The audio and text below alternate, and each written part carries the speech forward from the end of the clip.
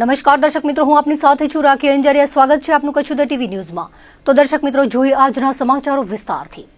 શિકારપુરના રણ વિસ્તારમાંથી યુવાનનો દેહ મળી આવ્યો હતો। આ બાબતે સામખિયાળી પોલીસ સ્ટેશનમાંથી જાણવા મળતી વિગતો મુજબ શિકારપુર સીમમાં આવેલ રણ વિસ્તારમાંથી દેહ મળી આવ્યો હતો। આદોઈના કાંકરિયા વિસ્તારમાં રહેતા રમેશ વાલાણીનો દેહ મળી આવ્યો હતો। તે તેના મિત્રો સાથે રણમાં માછીમારી માટે ગયો હતો। કોઈ કારણોસર મોત થયું હતું, જે અંગે પોલીસે એડી દાખલ કરી છે। આ તરફ ગાંધીધામમાં રેલવે સ્ટેશનના ગેટથી આગળ સર્વિસ રોડ પર અજાણ્યા આધેડનો દેહ મળી આવ્યો હતો। તો ભચાઉમાં રાજભાઈ માના મંદિરની સામે નેશનલ હાઈવે પર અકસ્માત થયો હતો, જેમાં ગંભીર ઇજાઓના કારણે 40 વર્ષીય મહિલાનું મોત થયું હતું। પરેશભાઈ લુહારના જણાવ્યા પ્રમાણે તેમના ભાભી ભચાઉના સીતારામપુરામાં રહેતા સુધાબેન લુહાર અને ભત્રીજો રાજવીર વરસાણા ખાતે માતાજીના દર્શન માટે ગયા હતા। પોતાના ઘરે આવ્યા હતા। જમીને તેઓ ભાભી અને ભત્રીજા એક્ટિવાથી ભચાઉ ખાતે મૂકવા જતા હતા, ત્યારે રાજભાઈ માતાના મંદિર પાસે ટેન્કરના ચાલકે પોતાનું એક્ટિવાને ટક્કર મારતા ભાભી રોડ પર પટકાયા હતા। ટેન્કરનું ટાયર ફરી વળતા ગંભીર ઇજાઓના કારણે મોત થયું હતું। બનાવને પગલે અરેરાટી ફેલાઈ જવા પામી હતી, જ્યારે અદાણી પોર્ટ જતા હાઈવે રોડ પર આશાપુરા કોમ્પ્લેક્સ સામે માલવાહક વાહનના ચાલકે બાઇકને ટક્કર મારતા ગંભીર ઇજાઓના કારણે યુવાનનું મોત થયું હતું। હતભાગીનું નામ મહેન્દ્રપાલ ચંદ્રપાલ હોવાનું જાણવા મળ્યું છે।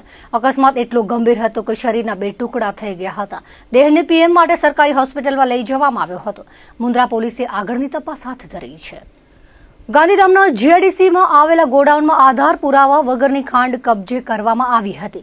જીઆઈડીસીમાં આવેલા પ્લોટ નંબર 74માં રાજેશ ઉર્ફે રાજુ ભાનુશાલીએ ચોરી કે છળકપટથી મેળવેલી ખાંડ રાખી હતી, જે બાતમીના આધારે એલસીબી દ્વારા દરોડો પાડવામાં આવ્યો હતો।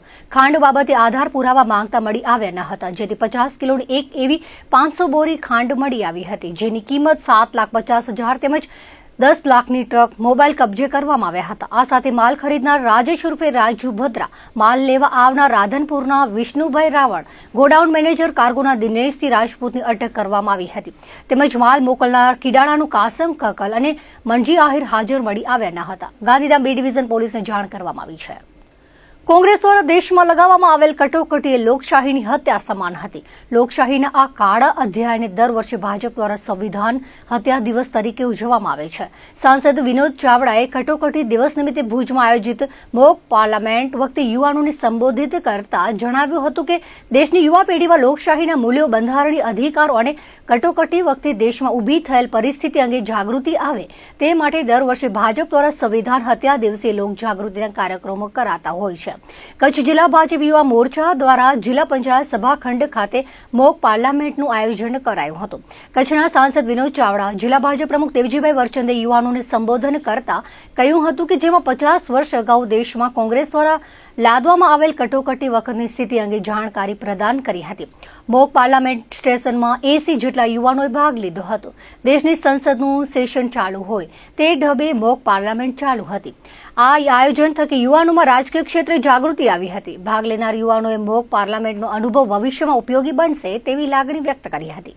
25મી જૂન એટલે કટોકટીનો દિવસ અને સંવિધાન હત્યા દિવસ તરીકે સમગ્ર દેશની અંદર વર્તમાન સમયમાં એને જોવામાં આવ્યો, મનાવવામાં આવ્યો અને જેના ભાગરૂપે લોકોની અંદર એક જાગૃતતા આવે, યુવાનોની અંદર જાગૃતતા આવે, એમને પ્રેરણા મળે, જેના ભાગરૂપે અમારા ભારતીય જનતા યુવા મોરચા દ્વારા મોક પાર્લામેન્ટનું આયોજન કરવામાં આવ્યું છે। આજે ભુજ મધ્યપણ જિલ્લા પંચાયતની અંદર યુવા મોરચા દ્વારા આ ભવ્ય કાર્યક્રમ થયો છે અને 80 કરતાં વધારે કચ્છના યુવાનો આમાં જોડાઈ કરીને સાચા અર્થની અંદર જે પ્રકારે પાર્લામેન્ટની અંદર જે પ્રોસિજર ચાલતી હોય, પાર્લામેન્ટ જ્યારે ચાલતું હોય એ પ્રકારના દ્રશ્યો આપણને જોવા મળશે અને યુવાનોની અંદર પણ એક નવી ચેતના આવશે અને એ પણ રાજકીય ક્ષેત્રે જે છે કે એની અંદર પણ એક જાગૃતતા આવશે।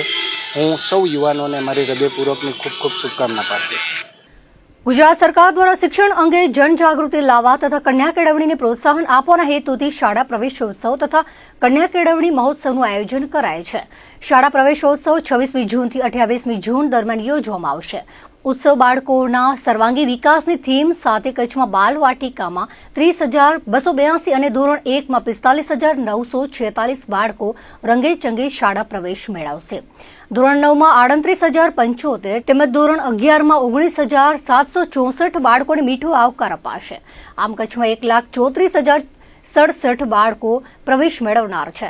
સરકાર વતી વિવિધ ઉચ્ચ અધિકારીઓ તથા પદાધિકારીઓ શાળામાં હાજર રહીને પ્રવેશ મેળવનાર બાળકોને વાતે ગાતે ઉત્સાહભર્યા માહોલમાં આવકારશે, જેના માટે જિલ્લામાં 161 રૂટ નક્કી કરવામાં આવ્યા છે.